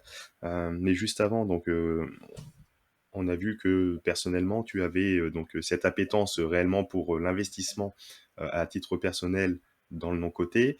Euh, Est-ce que tu as d'autres classes d'actifs? Tu peux nous en dire un petit peu plus? Est-ce que tu as d'autres classes d'actifs dans lesquelles tu investis, que tu aimes, tu as un coup de cœur? Peut-être certainement les crypto-monnaies. Je serais tenté de supposer. Est-ce que tu peux nous en dire un peu plus? Est-ce que tu investis dans l'immobilier, dans l'or, la bourse, d'autres choses? Ok, avec plaisir. Donc jusqu'à il y a 2 semaines, j'avais pas d'action d'entreprise cotée en direct. Là, je viens d'acheter de l'OVH. Euh, donc ça a été l'occasion de me servir de mon PEA d'ailleurs pour des actions cotées, ce qui est très rare chez moi. D'accord. En l'occurrence, tellement rare que c'est jamais arrivé. C'est mon premier achat coté. À part ça, donc je suis, oui, j'ai acheté quelques crypto actifs. Euh, Par exemple, je suis primo investisseur dans Ethereum. Ça veut dire que je fais partie du rang 1 d'investissement initial qui a eu lieu en 2014. Mhm, mhm. Donc j'ai investi dans un gars qui avait des oreilles décollées comme ça, avec 17 ans. Et c'était une folie furieuse, quoi. Enfin, ouais, quand je prends du recul, je me dis, waouh, c'est dingue. Euh, j'ai investi dans BAT, Basic Attention Token. Euh, Mes assets sont quand même, si je fais non coté plus crypto actif, je crois que ça représente ouais, 98% de mon patrimoine, enfin, un truc comme ça, quoi. Ah Mhm. oui, non, j'ai ma résidence principale, c'est vrai. Oui, ça fait un peu moins du coup. Et donc, sinon, bah, ma résidence principale, je la considère pas comme un investissement parce que je trouve qu'un lieu de vie, c'est pas un investissement. Je peux faire des dépenses dans mon lieu de résidence principale qui sont pas rentables et et je m'en fiche en fait. Euh, du coup, je la mets un peu de côté, ma RP. Et alors le reste, bah, en ce moment, je suis en train d'essayer d'avoir un peu d'immobilier parce que je considère que comme j'ai un patrimoine très très non coté, très très risqué, je voulais venir équilibrer un peu mon patrimoine. Pour l'instant, j'ai un tout petit peu d'immobilier, j'ai de la pierre papier, de la Mhm. SCPI. J'ai j'en ai un tout petit peu, j'espère augmenter un peu mon portefeuille histoire de rééquilibrer. Voilà, c'est en cours quoi. Ok, ok. Donc vraiment cette appétence pour l'univers entrepreneurial, donc dans le non coté, et un peu aussi technologique avec ces crypto-actifs, avec notamment voilà cette primo accession dans Ethereum 2014, qui aujourd'hui, peu importe les montants qui étaient émis initialement, je pense que tu dois être assez satisfait d'un point de vue purement rendement financier. T'es parti là-dessus sur les cryptoactifs vraiment parce que j'imagine encore une fois que tu étais fondamentalement convaincu par cette technologie blockchain d'une façon générale et des projets sous-jacents sur Ethereum, BAT, etc. Oui, c'est la raison pour laquelle je garde mon investissement longtemps, c'est parce que j'y vais pour des raisons. Alors déjà, j'y vais parce que je trouve ça intéressant, personnellement. Je trouve que c'est une sorte de façon de me former. Voilà. Mhm. Ethereum, effectivement, je suis rentré à 0,25 € et là, c'est à je sais plus combien, mais je crois qu'on est au-dessus de 3000 € pièce, quoi. Effectivement, en termes de pourcent de rendement, On doit être à 4 000 $ à cette heure-ci, quelque chose comme ça. voilà, bon, c'est pas mal, quoi. En termes de pourcentage de rendement, on est bien. J'arrive même plus à faire assez de paquets de zéro. Euh, bon, sinon, moi, j'investis dans les classes d'actifs technologiques avant tout. Mon portefeuille de 30 actions, de 30 boîtes, pardon, euh, c'est à l'image d'OVH. Ce sont des actifs très orientés numérique. Parce que moi, en fait, enfin, ce que je comprends bien, c'est tout ce qui est à base de logiciels. Ça peut être appliqué à différents secteurs, medtech, biotech, etc. Mais il faut que le fondamental soit type logiciel, parce que sinon, je me sens pas à l'aise pour comprendre le sujet, quoi. Après, je considère que voilà, je comprends, j'apprends des choses, et puis je suis pas vraiment pressé. Je veux dire, je pense qu'un un projet, il faut l'accompagner jusqu'à ce qu'il soit vraiment mature. Et puis j'ai peut-être ce tempérament à titre personnel de patience qui fait que, enfin en fait, c'est pas parce que ça fait 10% de plus-value que j'en suis satisfait, quoi. J'en suis satisfait plutôt quand le projet est mature et quel que soit le terri finalement. Et c'est cette approche peut-être qui me permet d'être un peu résilient quand le projet fait moins 90%, parce que mon porte-monnaie, ouais, portfolio crypto, il a déjà fait 3 fois moins 90%. L'ensemble de tout ce que j'avais a déjà fait 3 fois moins 90%. Et oui, ouais. Donc, il faut quand même être un peu accroché, quoi. Il faut quand même avoir une forme de détachement. Et comme je rentre pour des raisons qui ne sont pas des raisons d'investissement, mais des raisons de connaissance, d'apprentissage, de participer à quelque chose, bah, c'est peut-être ça qui me permet de passer correctement, assez sereinement ces périodes. Bon, la première fois que le moins 10%, moins 90 m'est arrivé, ça m'a quand même beaucoup touché. Mais les 2 fois d'après, non. Ça m'était égal. Je me dis, bon, bah, c'est déjà arrivé, ça arrivera encore, c'est pas grave. Ouais, ouais, bien sûr. Et puis j'imagine que le prochain bear market, oui, en effet, au bout d'une fois, 2 fois, 3 fois, c'est sûr que tu es vacciné, tu as été triple dose. Donc du coup, impeccable, tu combats bien l'affaire. Mais ok, super intéressant. Ouais, c'est vrai que cette approche, un petit peu comme tout ce qu'on fait dans la vie, Utocat, j'imagine que tu l'as développé, et on va venir vraiment sur la levée de fonds que vous proposez. Mais tu l'as développé avec, encore une fois, cette volonté d'aboutir vraiment à un résultat, d'aboutir à une solution de terre à terre, et le résultat financier est une conséquence, mais n'est pas un objectif en soi. Et c'est vrai que cette vision est réellement particulièrement intéressante. Et je pense que c'est une des clés, entre guillemets, d'un certain succès financier. Mais voilà, encore une fois, le résultat financier ne doit pas être spécialement l'objectif, mais voilà, vient être la conséquence de choix passés. Euh, Utocat, vous faites une levée de fonds en ce moment. J'imagine qu'elle est accessible au travers le PEA-PME. Alors, c'est même l'objectif. C'est-à-dire que là, on a fait une première levée. On avait levé 500 000 en 2016. On a fait une deuxième levée de 1,6 million en 2018. Donc, première levée, c'était pour établir notre technologie, Mhm, vraiment développer la partie blockchain de notre activité. 2018, ça a été pour faire un premier jet sur la technologie catalyseur. Et puis, donc exclusivement avec des business angels, d'ailleurs, je précise. d'accord. Certains qui sont d'ailleurs membres de fonds d'investissement, qui sont partenaires en fait dans un fonds. Donc c'est assez marrant d'avoir les partenaires et pas le fonds d'ailleurs. Euh, et puis là, on est arrivé et on s'est dit, bon, euh, le non-côté est en train de maturer. On a du caption.market qui commence à arriver. On a des plateformes qui permettent de rendre un peu plus liquide le non-côté.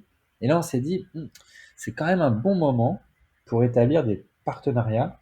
Et comme on est un socle technologique connecté aux banques, avec de la fiscalité quasi zéro, en tout cas temporairement, on s'est dit, si on pouvait connecter ça au reste de l'écosystème qui est en train d'arriver, ça pourrait vraiment faire un truc assez explosif, quoi.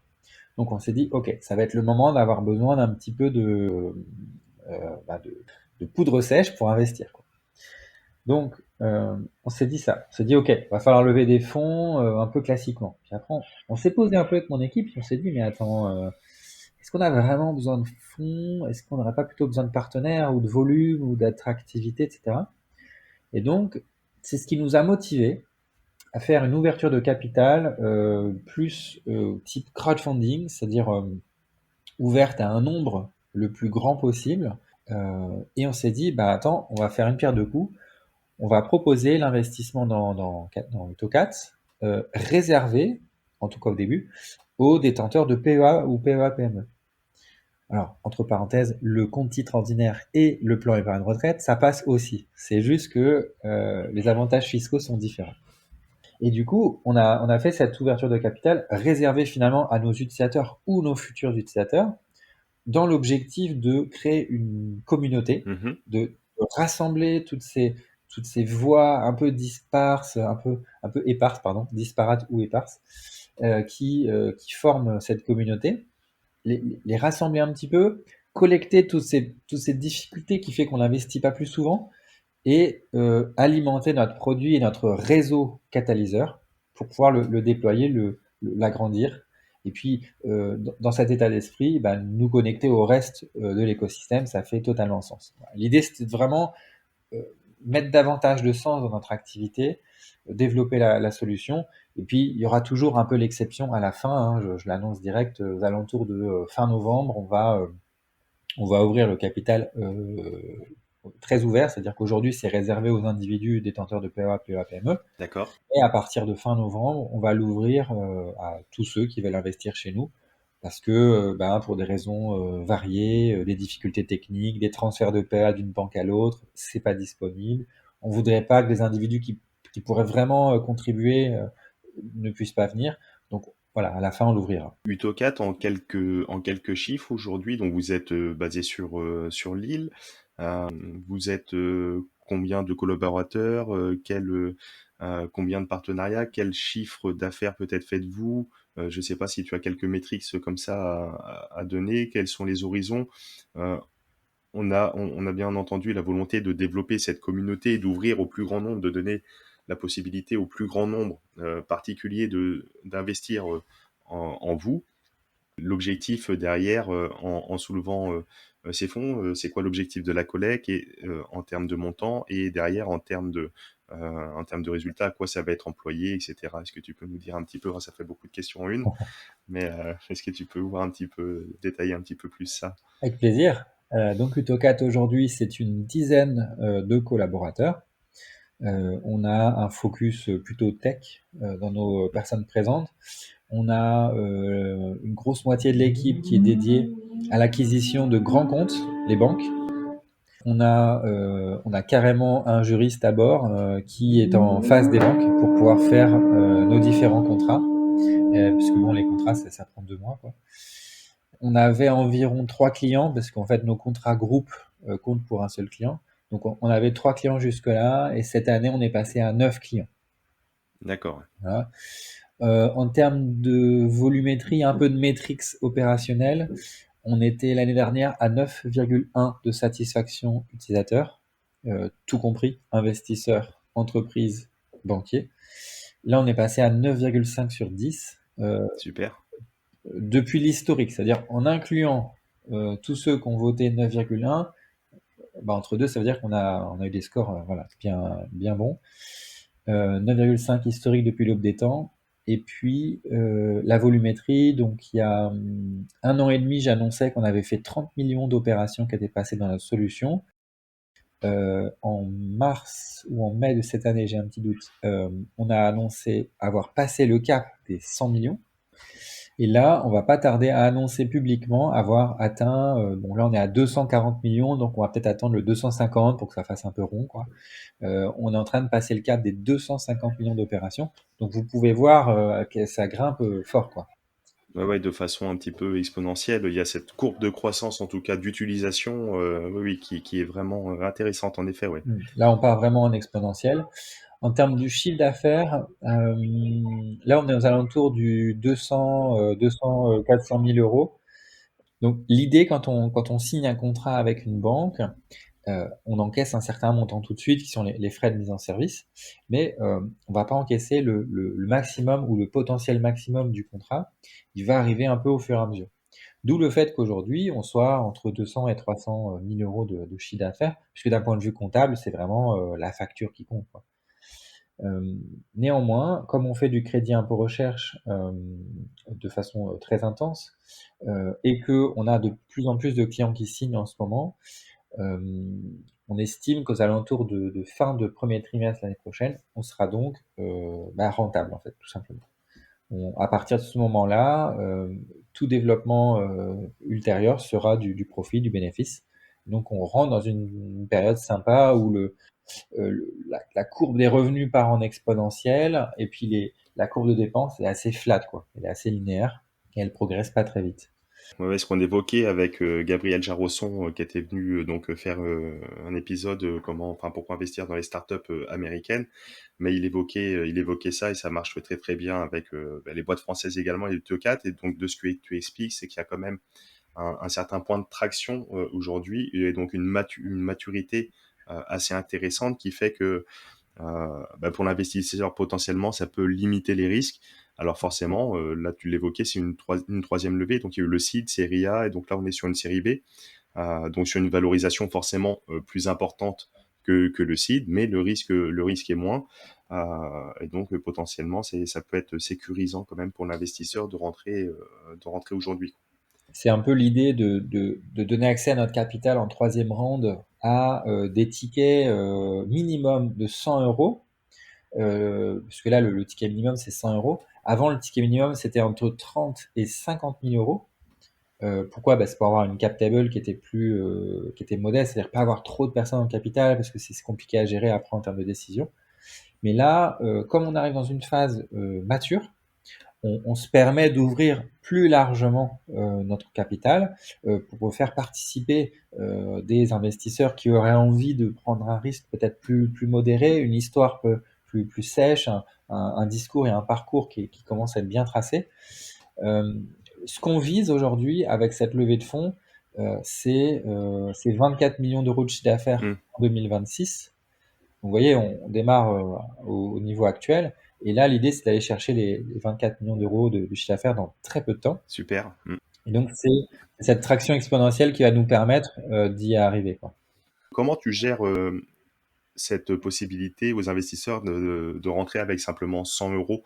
Euh, les objectifs de levée aujourd'hui, si tu as combien, tu vas pas faire rentrer 10 000 personnes avec 100 euros, j'imagine, au capital en direct. Comment tu gères ça? C'est quoi l'objectif de levée et comment tu gères ça? Alors, pour cette prochaine phase de développement, il nous faut dans notre cap table, dans notre liste d'actionnaires directs dans l'UTO4, une restriction. On ne peut pas avoir des milliers d'investisseurs à notre taille de maturité actuelle, ou alors on serait en bourse. Euh, donc, il a fallu qu'on utilise une petite astuce. On va créer une holding qui va contenir ces nouveaux investisseurs. Et là, ils vont pouvoir être des milliers s'ils le souhaitent. Euh, Notre objectif là, c'est plutôt vers les 200 à peu près. Je pense que 200 c'est pas mal. Ça nous fait un ticket moyen 5 000 euros puisqu'on cherche environ 1 million d'euros via le crowdfunding. À titre personnel, je vais mettre 500 000 euros pour montrer que le stade de maturité est là, que personnellement j'y crois. Hein, je ne mettrai pas 500 000 euros comme ça.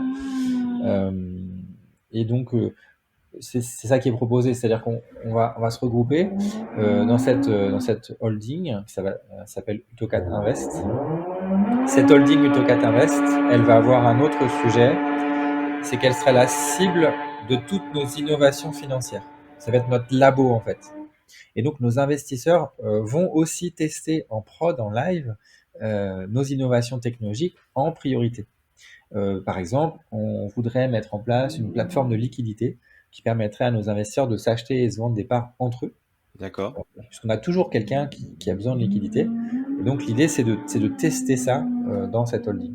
Voilà, c'est un exemple. Hein. L'idée, c'est vraiment de construire une histoire ensemble avec nos investisseurs. Et en plus, on se dit que comme on a la technologie qui va bien, la connexion avec les banques qui va bien, on peut carrément faire les tests sur notre propre communauté, quoi. Ouais, super intéressant. Donc, cette holding qui est créée spécialement dans le cadre de cet investissement qui permet d'accueillir 50, 100, 200, 300 ou 1000 investisseurs potentiellement. Et après, donc, cette holding qui investit, elle, directement, ce qui permet d'éviter d'avoir 300 personnes à la table. Donc ça, ok. Et en plus, avec cette particularité, c'est assez intéressant ce que tu évoques, euh, de, qui sera quand même avec un sens opérationnel pour le développement des services des produits, avec cette fonction un peu bêta-testeur pour voir, et notamment sur cette solution où vous souhaitez voilà, donner de la liquidité dans l'investissement, ce qui est assez intéressant, parce qu'on le parlait, un des inconvénients, entre guillemets, de l'investissement dans le non-coté, c'est l'illiquidité. Et donc là, de permettre éventuellement à terme d'avoir une liquidité quasiment en direct, ça serait vraiment fantastique. Euh, donc on peut investir en direct, enfin avec les petits montants via la holding. On peut investir aussi en direct, j'imagine, à partir d'un certain ticket.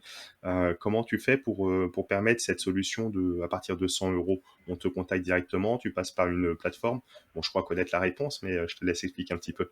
Donc effectivement, la logique reste la même, c'est-à-dire que dans notre capital aujourd'hui, euh, il faut vraiment mettre que des personnes très stratégiques pour notre déploiement, ou alors avec des tickets minimums correspondant à notre stade de maturité.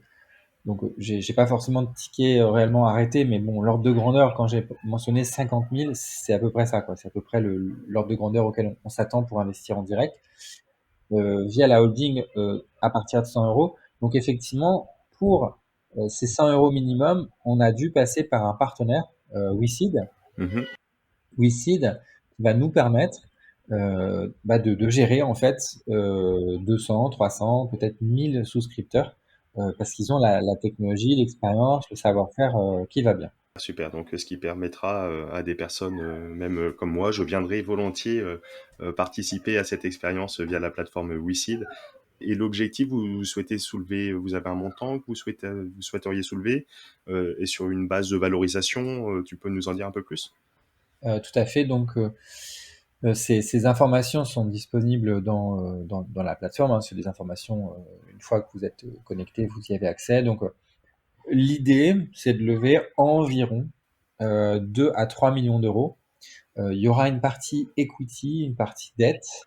D'accord. Donc, l'idée qu'on a pour l'instant, c'est environ 2 millions d'equity et environ 1 million de dette. L'histoire n'est pas encore tout à fait figée, ça se figera voilà, au moment où on va arriver dans les phases de closing.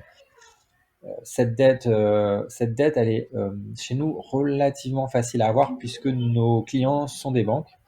Euh, et comme ils comprennent ce qu'on fait, parce qu'ils sont aussi nos clients, voilà, la dette est un peu plus facile à obtenir. Après, ce qui va limiter, c'est notre statut de start-up. Donc, on a voilà, d'investissements. C'est ça qui va venir plafonner. Mais sinon, à part ça, les banques sont très ouvertes à nous financer. Puis, bien sûr, BPI voilà, qui est quand même le premier financeur de France, à mon avis, sur ces sujets. Donc, ces 3 millions d'euros vont nous permettre de développer les technologies que j'ai évoquées, technologie de liquidité, on va développer un back-office spécial. C'est un back-office qu'on va donner au crowdfunding, au VC, euh, tous ceux qui auraient intérêt à avoir une relation avec les PEA qui soit la plus fluide possible. Donc c'est un service qui va être disponible pour tous les PEA, c'est-à-dire toutes les banques de tout l'établissement. Alors, sous réserve que le non coté soit compatible, hein, parce que j'ai cru comprendre qu'il y a quelques banques comme Saxo Bank qui sont pas compatibles du tout avec le non coté. Donc, on va faire un back-office toute banque pour que les plateformes de crowd soient pas embêtées avec les banques qui sont pas encore nos partenaires. On va gérer le problème à leur place, probablement soit gratuitement, soit vraiment pas cher. L'idée, c'est de qualifier et développer notre propre marché en prenant les deux côtés de notre logiciel. Notre logiciel va faire les deux côtés, le back-office côté crowd et le back-office côté banque, pour inciter également les banques qui ne sont pas encore équipées à le faire. Parce qu'avec cette technologie, ce qui va se passer, c'est que les banques vont se taper 160 000 opérations supplémentaires par an, issues notamment du crowdfunding. Et ces 160 000 opérations, aujourd'hui, elles ne sont pas capables de les traiter. C'est-à-dire que là, si on envoie le flux, elles vont être submergées, Oui, quoi. ouais, tout à fait, ouais. C'est l'objectif de l'idée qu'on est en train de développer, c'est de faire prendre conscience aux banques que c'est bien un gros sujet, que la volumétrie, c'est ça. Et donc, du coup, s'équiper deviendra naturel avec nous ou sans nous. Des banques pourraient s'équiper toutes seules de leurs propres solutions, après tout, pourquoi pas. Nous, notre volonté, c'est avant tout de dynamiser le non-coté, parce qu'on se dit que de par notre position actuelle et notre relation à venir avec différents partenaires, on aura toujours une carte à jouer, une épingle à tirer de ce sujet. Donc on a intérêt à faire monter cette connaissance dans le marché du non-coté. Pour rappel, la Banque de France fait des chiffres sur le non-coté. Ça s'appelle l'épargne des ménages français. Ouais. Banque de France, l'épargne des ménages français. Tous les trimestres, il y a une étude qui sort et le non-coté, le record, c'est 22 milliards investis chaque année dans le non-coté par des particuliers, je précise. Ouais, ouais. Ça, c'est des gros chiffres. C'est des chiffres qu'on parle rarement. Ce qui est connu aujourd'hui, c'est le petit milliard d'investis dans les plateformes de crowdfunding. Mm. Elles font à peu près 1 milliard par an d'investissement, ce qui est déjà exceptionnel. Ouais, et en forte croissance également, ouais. Mm. Le vrai marché, c'est 22 milliards et la Banque de France, elle a les stats là-dessus. Et ouais, super. En termes de concurrence aujourd'hui, donc on a bien vu avec les différents partenaires avec lesquels vous travaillez déjà et avec ceux avec lesquels vous allez travailler demain, il y a personne d'autre aujourd'hui qui est sur un peu ce segment, ce marché, de faciliter comme ça l'accessibilité au non-coté en reliant les différents acteurs. Est-ce que tu as des concurrents? Est-ce que Utocat a des concurrents? Aujourd'hui, dans notre écosystème, la plupart de nos relations, de nos partenaires, de notre, je sais pas comment on dit, nos confrères peut-être, ils sont tournés vers les entreprises. Par exemple, Blockpulse à Paris est tourné vers du service aux entreprises. Et donc l'idée, c'est d'aider l'entreprise à avoir une gestion d'actionnaires plus simple, etc. Et ça, c'est un super service. Nous, on est là pour simplifier la vie de l'investisseur et on est avant tout au service des banques. Donc ce type de service-là est unique, on n'a pas de concurrent. On pourrait être comparé à d'autres, mais très honnêtement, ce qu'on fait précisément, notre métier, notre relation, le type de contrat qu'on a, la longévité des contrats, notre façon de penser au quotidien avec ces contrats, ça c'est vraiment unique. Néanmoins, ça nous rend très compatibles avec d'autres parce que peut-être ils se sentent pas trop menacés. C'est-à-dire que nous, on aimerait bien bosser avec des caption market, des block pulse. En fait, on bosse déjà un peu avec eux, mais développer ces relations, pour nous, c'est très important. On se sent pas en compétition avec aucun acteur. Si pendant un temps, il y en avait quelques-uns qui nous faisaient un peu peur, c'était plus IBM, Sopra Banking, des gros qui sont déjà très au contact des banques. Mais finalement, notre marché est tellement spécifique, tellement peu connu que personne n'a envie d'aller dedans, quoi. Parmi les gros, j'entends. Donc aujourd'hui, ce qui vous laisse un petit peu cet avantage concurrentiel avec ce développement. Utocat, ça a été créé quand? En quelle année? Donc Utocat, ça a été fondé en 2014 et on a fondé la société pour encaisser un client qu'on venait d'avoir. À l'origine, on faisait plutôt du conseil technologique. Hmm. On a fait un premier pivot pour faire notre technologie blockchain interne qu'on a vendue, qui s'appelle Blockchainies. Et puis un deuxième pivot plutôt métier, passer d'une horizontale à une verticale avec Catalyzer en 2017. Ok, ouais. Donc c'est vrai que la vraie aventure scalable, elle a démarré plutôt en 2017. Bah écoute, déjà mille merci Clément pour tout ça. On a passé une bonne heure ensemble. Merci pour toutes ces explications. Merci également pour ta transparence par rapport à tes différentes horizons d'investissement, tes classes d'actifs, etc. Souhaites-tu voir quelque chose abordé sur Utocat, sur cette levée de fonds, d'autres choses que tu souhaiterais aborder, mettre en avant?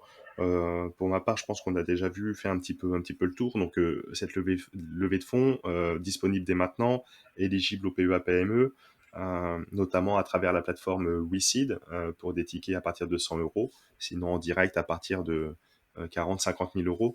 Peut-être l'horizon de sortie, à quoi on s'attend en termes de ratio financier. Si du haut de nos 24 millions d'euros, Je voulais pas t'imposer l'exercice de la boule de cristal, même si tu as des objectifs. non, mais je voudrais peut-être se donner une trajectoire, se dire qu'est-ce que ça peut donner. J'ai posé la question à des VC en leur disant, voilà, si une société telle que la mienne devait demain se revendre, qu'est-ce que vous diriez en termes de ratio? Bon. Donc ils m'ont dit deux choses. Ils m'ont dit, soit tu es arrivé à un stade de maturité, c'est-à-dire que voilà, tu as eu ton marché et basta, il n'y a plus rien à faire, entre guillemets. Dans ce cas-là, on va te chercher 10 fois ton EBITDA, quoi. Mhm. Ok. Je fais, ah, ok, c'est pas mal. Chez nous, l'EBITDA, je crois, aux alentours de 6-7 millions à l'horizon visé. Bon, 70 millions de valo, pourquoi pas. Par contre, si arrivé aux 24 millions, on a encore des perspectives de croissance relativement importantes, ce qui est de vous à moi fort probable, vous, l'audience, dans ces cas-là, on va plutôt chercher environ 10 fois le chiffre d'affaires. Quand je dis environ 10, ça peut aller de 7 à 20, quoi. Bon. Mhm. Donc 7 fois, 10 fois le chiffre d'affaires, là, bon, bah là, ça fait plutôt du 240 millions de valo. Donc là, bon, ça commence à être assez épais, quoi.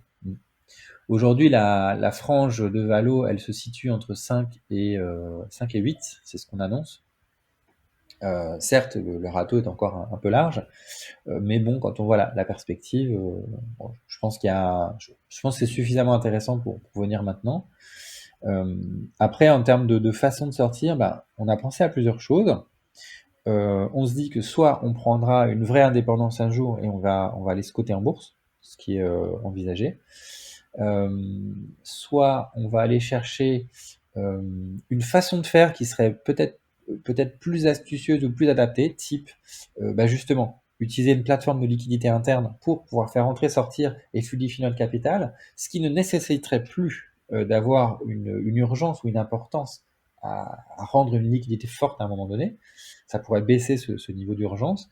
Et dans ce cas-là, on ferait une sorte de LBO, OBO pour bah, rendre l'entreprise autonome. Et l'objectif, ce serait que les salariés bah, rentrent au capital et puis prennent possession un peu toute l'entreprise pour bah, pérenniser l'activité dans le temps. Euh, voilà un peu la solution. Puis après, il y a des choses plus rigolotes, mais peut-être moins adaptées, qui seraient des ICO, de l'émission de tokens. Mhm. Vu qu'on a des clients banques, on se dit que ce serait marrant, mais pas forcément adapté. Les banques étant pas forcément très attirées par ces modèles de financement nouveaux. En effet, de travailler avec les banques, mais au contraire, je pense que vous allez participer à faire à votre niveau, hein, le petit colibri qui fait son travail, mais participer justement à démocratiser un petit peu toutes ces solutions autour de la blockchain et justement avec des partenaires bancaires qui sont peut-être à l'heure d'aujourd'hui réticents, même si on le voit en discutant un peu avec les uns les autres, ils ont réellement pris conscience du potentiel de la technologie. Après, ils freinent un petit peu d'un point de vue particulier pour donner l'accessibilité à des types d'investissements comme les cryptoactifs, etc. On en parlait tout à l'heure. Mais en tout cas, le fait d'avoir des acteurs comme vous qui travaillent directement à leur contact, ça permet voilà, de faire évoluer les mentalités, en tout cas dans le bon sens. Et c'est intéressant. Donc, différents points. Le fait de vous faire racheter également, tu ne l'as pas évoqué, mais ça peut être un point de sortie également. Même si j'imagine à l'heure d'aujourd'hui, c'est pas ce qui est en termes d'objectifs, mais on sait jamais, peut-être dans 2 ans, 3 ans, 4 ans.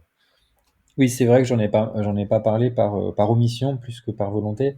Euh, Si un seul acteur bancaire venait à nous racheter, ce serait peut-être légèrement embêtant pour lui et pour nous. Mais néanmoins, il n'est pas impossible que un consortium de quelques banques se positionne pour nous racheter. Ça ferait plutôt sens, à vrai dire. En tout cas, aujourd'hui, dans l'histoire dans laquelle on est, puisque quand même beaucoup de nos clients sont des banques, la principale source de revenus, c'est les banques. Donc peut-être qu'à un moment donné, elles vont se dire, bon, ben voilà, il faut rentrer un peu plus profondément dans la famille, pourquoi pas. À ce stade, c'est pas forcément une volonté puisque on a encore beaucoup de potentiel à déployer.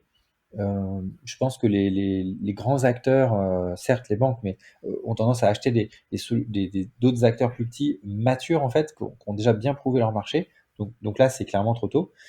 Euh, et puis peut-être qu'une fois arrivé à la fin de notre premier marché, on aura une proposition. C'est tout à fait envisageable. Et comme on a vu le type de ratio que ça peut donner avec le compte nickel avec BNP, bon, on peut s'attendre à des chiffres un petit peu supérieurs à ce que j'ai dit juste avant en termes de ratio. Par contre, l'histoire sera moins avancée. Ça permettra quand même de s'en sortir avec une plus-value pour les investisseurs actuels qui serait quand même significative. Tu peux développer un petit peu cette histoire de ratio là que tu viens d'évoquer là à l'instant? Bah, je vous avais mentionné un ratio de 10 fois le chiffre d'affaires. Mhm. Euh, quand on a un rachat industriel, le ratio peut augmenter. La raison est que finalement, l'entreprise qui rachète ne va pas racheter un multiple de chiffre d'affaires, parce que sinon ça serait dingue d'acheter 40 fois un chiffre d'affaires. Par contre, elle va peut-être se baser sur un autre indicateur, notre base d'utilisateurs, la quantité de connexions qu'on a, voilà, des métriques différentes. Et finalement, quand on remet ça sur le chiffre d'affaires, il se pourrait que le ratio soit bien supérieur. 40, 100, c'est tout à fait possible. C'est pas forcément la cible aujourd'hui, on n'a pas encore d'idée, mais de ce qu'on a vu en finance, notamment avec CartaX aux États-Unis, qui est valorisé aujourd'hui 8 milliards d'euros pour faire le métier de caption market, les ratios sont absolument dingues. Si on applique les ratios de CartaX à Utocat maintenant, on serait valo 200 millions. Eh oui, d'accord. Ouais.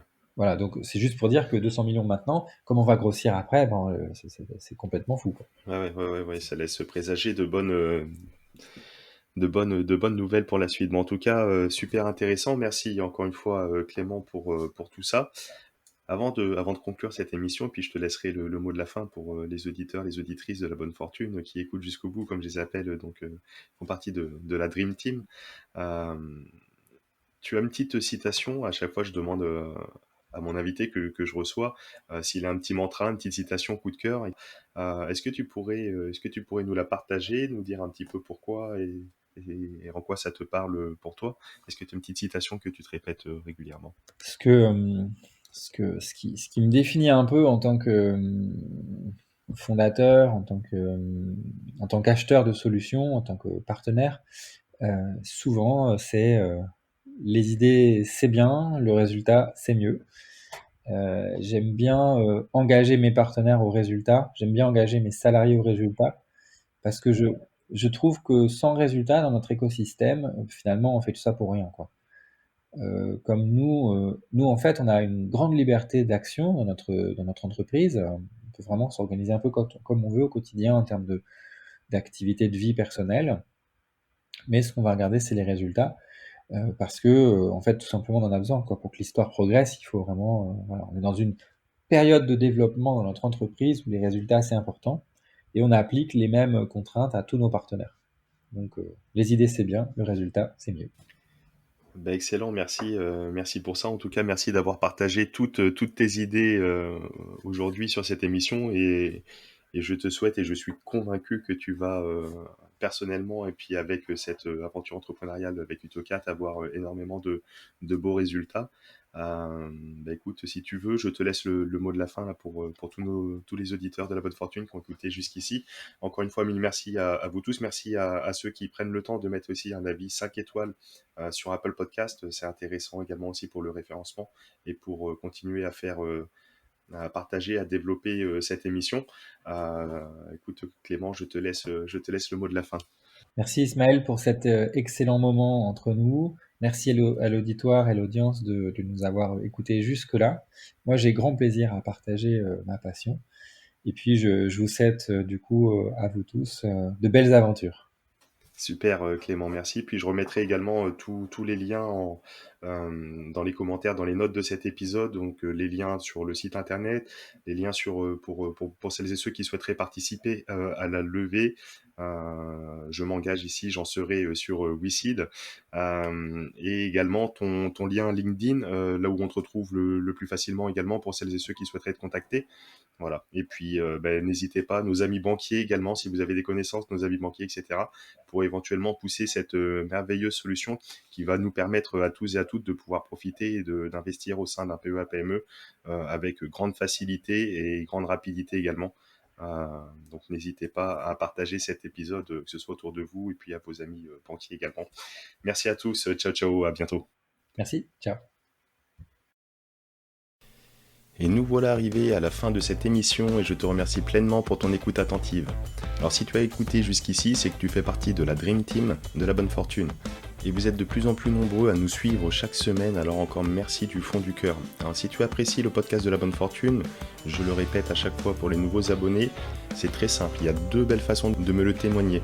La première, c'est de prendre quelques secondes pour laisser un avis 5 étoiles sur la plateforme de ton choix et notamment Apple Podcast, car tu le sais, c'est ce qui aide pour le référencement de l'émission. Et la deuxième façon, c'est de le partager à tes proches, à tes amis autour de toi. Je suis sûr que tu connais 2 ou 3 personnes qui seront intéressées par ce contenu. Et comme on le sait, la distance entre les rêves et la réalité s'appelle l'action. Moi, je te retrouve très très vite pour un nouvel épisode de La Bonne Fortune. Ciao!